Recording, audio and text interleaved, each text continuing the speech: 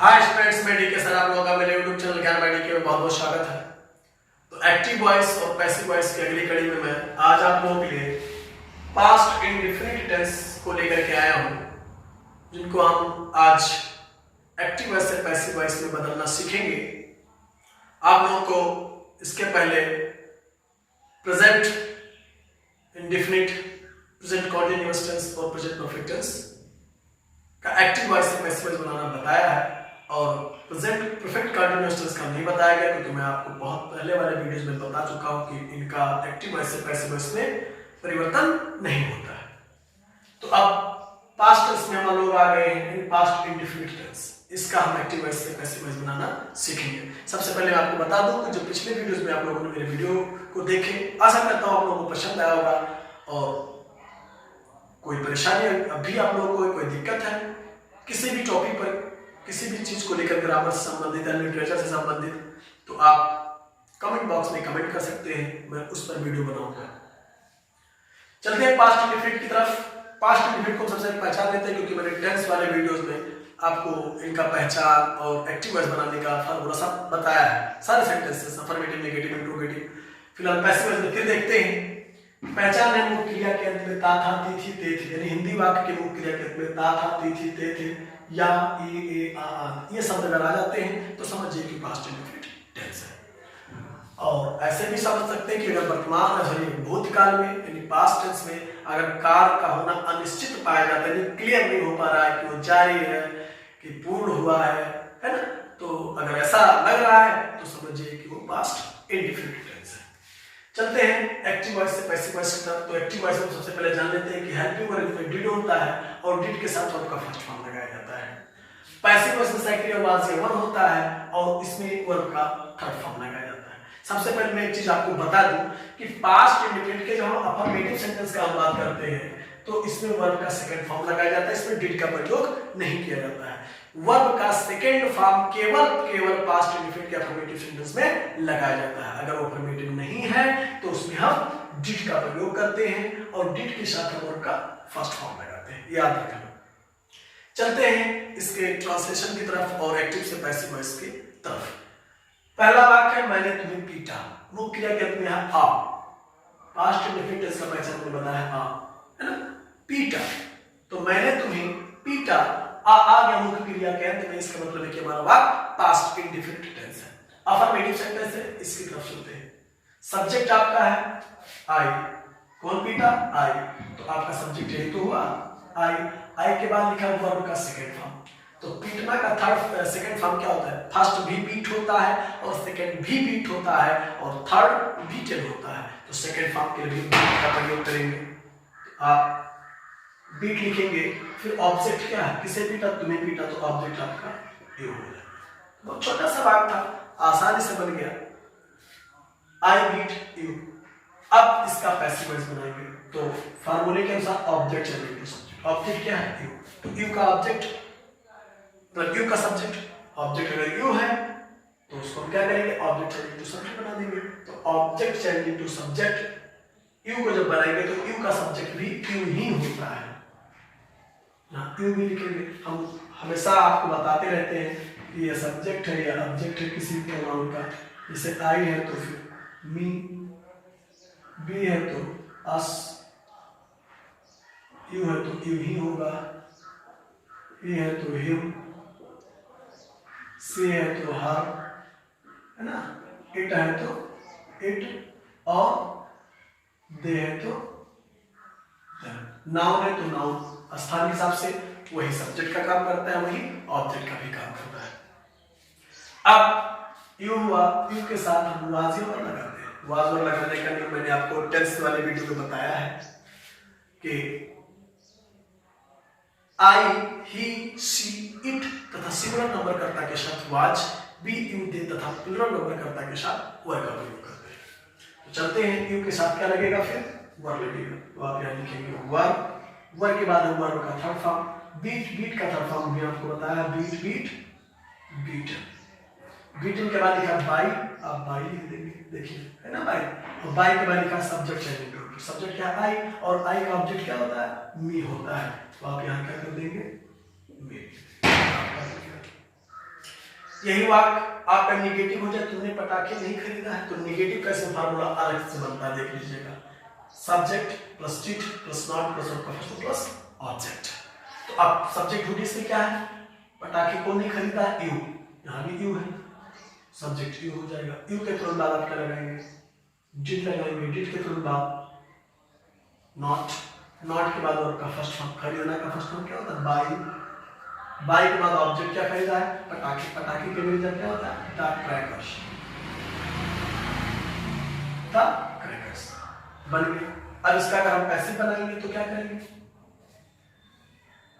Same ए formula, इसमें भी देखो निगेटिव का हमने नहीं लिखा है ना सामने फार्मूला, क्योंकि अफर्मेटिव वाले के नेम से पैसिव बन जाता है, तो हम क्या करेंगे, ये फार्मूला लगा देंगे। अगर नहीं है तो इसी वाज वर्ग के बाद आप क्या करोगे, नहीं है तो नॉट, और कभी नहीं है तो नेवर लगा दोगे। हाँ, अफर्मेटिव वाला नेवर अभी आपको बताएंगे, नेवर वाला तो नॉट यहाँ लगा सकते हो, यहाँ पर कहाँ है देखिएगा, पहले हम इसका पहले पैसिव बनाना सीखें, तो ऑब्जेक्ट एंड सब्जेक्ट इसमें मिलेगा, ऑब्जेक्ट क्या है, द क्रैकर,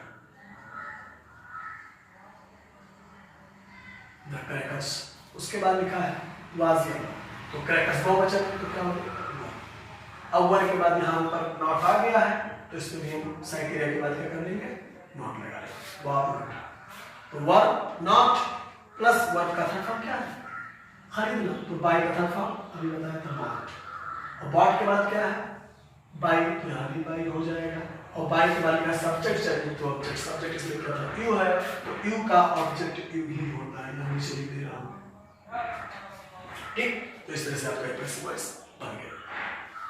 चलते कभी नहीं की तरफ, इसका कभी नहीं वाला वाक्य जो होता है एकदम प्रेजेंट इंडेफिनिट की तरह होता है, जैसे प्रेजेंट इंडेफिनिट वाला कभी नहीं वाला बनाते थे, सेम पास्ट इंडेफिनिट है, इसमें भी कुछ नहीं करना होता है, नेवर वाले वाक्यों को अफर्मेटिव के नियम से बनाते हैं, बस आप सब्जेक्ट के बाद क्या कर देंगे, नेवर लगा देंगे, ठीक।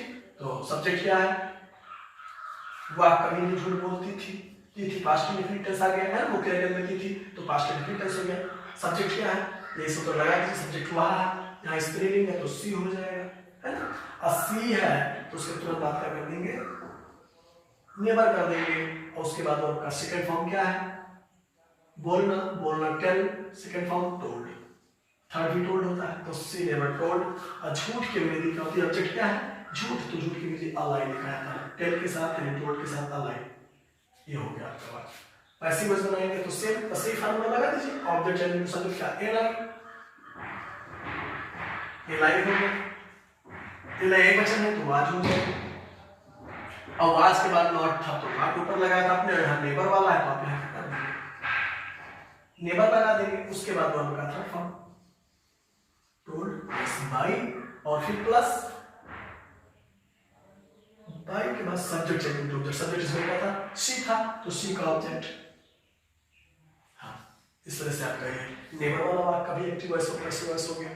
चलते हैं इंट्रोगेटिव की तरफ, ऐसा नोटेट क्या पहले आ गया, श्योर है, ऐसा नोटेट, हाँ या ना में जवाब देने वाला है ना, जैसे क्या हम अपना पाठ याद करते थे, अगर करते थे तो हाँ, नहीं करते थे तो ना, ऐसा नोटेट वाला फार्मूला यहाँ है, उसमें सबसे पहले क्या होगा, डिड होगा, आप डिड सबसे पहले लिखेंगे, डिड के बाद सब्जेक्ट क्या है, है ना, हम की अंग्रेजी भाई याद करने का काम हम ही तो कर रहा है, तो हम ही तो करता हुआ ना, तो यहाँ पर क्या कर देंगे, बी, बी के बाद क्या लिखा है, वर्ब का फर्स्ट फॉर्म, काम क्या है, पाठ याद करना, यानी याद करना, याद करना मतलब सीखना होता है, पाठ याद नहीं किया तो सीखा जाता है, इसलिए उसके अंग्रेजी में क्या लिखते हैं, लर्न, फिर लर्न के बाद क्या लिख रहा है, ऑब्जेक्ट, क्या करते थे, अपना पाठ, तो बी के साथ अपना की अंग्रेजी आवर, और पाठ की अंग्रेजी लेशन।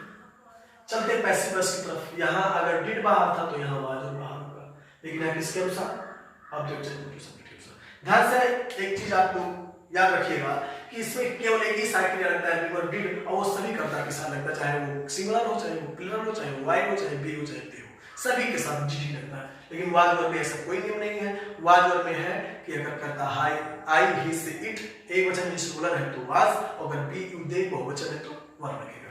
चलते हैं पैसिव में, अगर यहाँ डिड बाहर है तो यहाँ वाज और बाहर होगा, है ना, वाज और किसके अनुसार, ऑब्जेक्ट चेंजिंग टू सब्जेक्ट के अनुसार। अब लेसन सिंगुलर नंबर लग रहा है, इसलिए आप क्या करोगे, यहाँ पर वाज सिंगुलर के साथ तो यहाँ आप क्या करोगे वाज, फिर object changing to subject. Object क्या है आवर रिलेशन, तो यहाँ आप लिखोगे आवर रिलेशन। उसके बाद लिखा है क्या लिखा है वर्ब का थर्ड फॉर्म लर्न, लर्न का थर्ड फॉर्म क्या होता है लर्नड, है ना, तो आप लर्न लिख लोगे। अब लर्न के बाद क्या लिखा है ध्यान से देखिएगा बाय, यहाँ बाय लिखेंगे। उसके बाद subject changing to object, subject इसमें क्या था B, subject changing to object, तो बी का ऑब्जेक्ट क्या होता है बी का अर्श होता है। आप यहाँ क्या कर लेंगे अर्श। अगर ये बात इंट्रोगेटिव इंडिकेटिव हो जाए तो पुराना काम करते आ रहे थे, क्या काम करते आ रहे थे सब्जेक्ट के बाद नॉट या नेबर, नहीं है तो नॉट, कभी नहीं है तो नेबर, जिससे यहाँ हम लिख भी देते हैं यहाँ सब्जेक्ट के बाद नॉट, यहाँ सब्जेक्ट का स्थान क्या था ऑब्जेक्ट चेंजिंग टू सब्जेक्ट, हम नोट हो जाएगा। लेकिन यहाँ अगर आपका वाक आ गया कि क्या हम पूरा पाठ नहीं याद करते थे तो बी के बाद नॉट और यहाँ पर आवर रिलेशन के बाद नॉट, है ना, ओके। आगे वह पतंगे उड़ाते कब, सॉरी वह पतंगे, यहाँ गलत हो गया, दो बार लिख गया था तो फिर से लिख देते हैं वह पतंगे कब उड़ाते थे, है ना, अब सही है। तो अब क्वेश्चन वर्ड इसमें भी बीच में है, कहाँ है क्वेश्चन वर्ड बीच में, तो इसका उत्तर हाँ ना में तो दे नहीं सकते हो, वह पतंगे कब उड़ाते थे हाँ ना नहीं बन रहा है ना, तो इसका आंसर हम ऐसा टाइप में नहीं दे सकते हैं, तो ये फार्मूला नहीं लगेगा बल्कि WH टाइप वाला लगेगा। तो इसमें ढूंढे WH कहाँ है, पहले लिखा है WH एक्टिव वॉइस में, WH क्या है कब की अंग्रेजी क्या होती है वाइड होती है, वाइड के तुरंत बाद क्या लिखेंगे डिड लिखेंगे, तो आप यहाँ डिड लिख दीजिएगा। डिड के बाद लिखा हुआ है सब्जेक्ट, सब्जेक्ट पहचानिए, उड़ाने का काम कौन करता है वे की अंग्रेजी दे होती है, आप दे लिखेंगे। दे के बाद वर्ब का फर्स्ट फॉर्म क्या है उड़ाना, फ्लाई, है ना, फर्स्ट फॉर्म क्या होता है उड़ाना, fly flu flow, fly first form flu second form flow third form, तो यहाँ पर लिखना है फर्स्ट फॉर्म फ्लाई। फिर लिखा है ऑब्जेक्ट, क्या उड़ाते थे पतंगे, तो पतंगे नहीं एक पतंग नहीं उड़ाते थे कई पतंग उड़ाते थे, तो क्या हो जाएगा काइट्स। पैसिव वॉइस क्यों सकते हैं, पैसिव में अगर यहाँ क्वेश्चन वर्ड है तो यहाँ भी क्वेश्चन वर्ड है, ठीक है, देखिए यहाँ WH तो यहाँ WH, वही WH यहाँ भी रहेगा, पैसिव वॉइस में भी यहाँ आप क्या करोगे व्हेन लगाओगे, व्हेन के बाद यहाँ आपने क्या लिखा था डिड लिखा था, यहाँ पर क्या लिखना वाज या वर्ब, यहाँ ध्यान से देखिएगा एक बार छूट गया है, यहाँ वाज या वर्ब दोनों होगा, है ना, कर्ता के अनुसार वाज या वर्ब, ठीक। अब वाज में किसके अनुसार ऑब्जेक्ट चेंजिंग टू सब्जेक्ट के अनुसार, ऑब्जेक्ट क्या है इसमें काइट्स, काइट्स बहुवचन है तो काइट्स के संवाद लगेगा कि बार लगेगा, तो बहुवचन है दो बार लगेगा। फिर object changing to subject, object क्या है अभी जिसके अनुसार में साइक्रिया लगाया वर्ब लगाया किसके अनुसार द काइट्स के अनुसार, तो यहाँ पर क्या हो जाएगा द